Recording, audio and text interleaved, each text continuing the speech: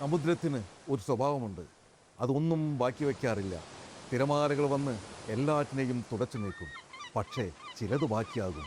മണലിൽ ബാക്കി വെച്ച ഓർമ്മകൾ.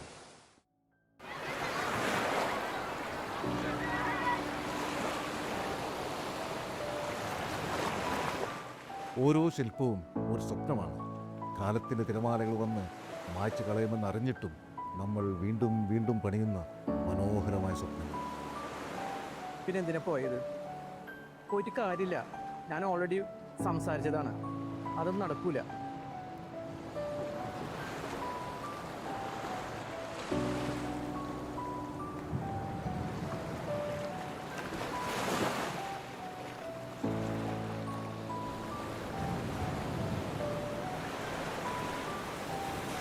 മോളെ, സമയായി. വാ, നമുക്ക് പോവാം.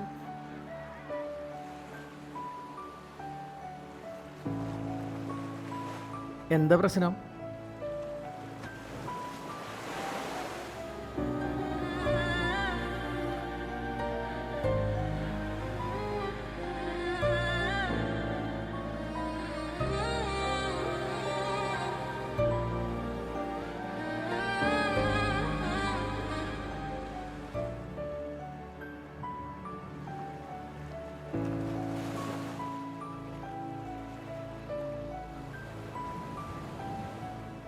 മനുഷ്യൻ മറന്നുപോകുന്നൊരു സത്യമുണ്ട്.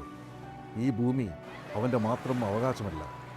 അശ്രദ്ധയോടെ അവൻ വലിച്ചെറിയുന്ന ഓരോ മാലിന്യവും കേവലം മണ്ണിലേക്കല്ല, മറിച്ച് ഈ പ്രകൃതിയുടെ ജീവനുള്ള ഹൃദയത്തിലേക്കാണ് വധിക്കുന്നത്.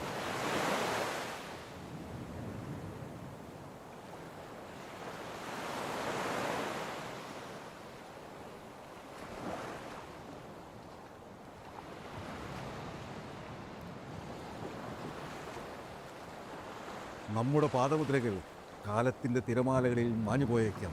പക്ഷേ ഭൂമിയോടുള്ള നമ്മുടെ കടമകൾ മണലിൽ എഴുതിയ വെറും വാക്കുകളല്ല, അവ ആത്മാവിൽ പതിഞ്ഞ മുദ്രകളാണ്.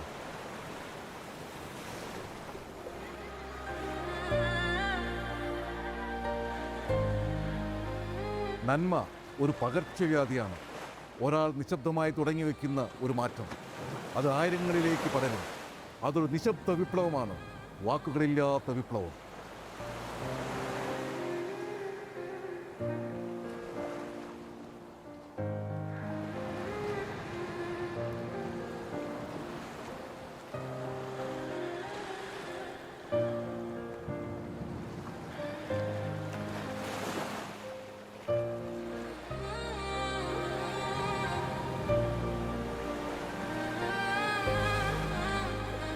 തിരമാലകളെ സാക്ഷിയാക്കി കടൽ അതിൻ്റെ തീരത്തെ വീണ്ടും നെഞ്ചോട് ചേർക്കുന്നു.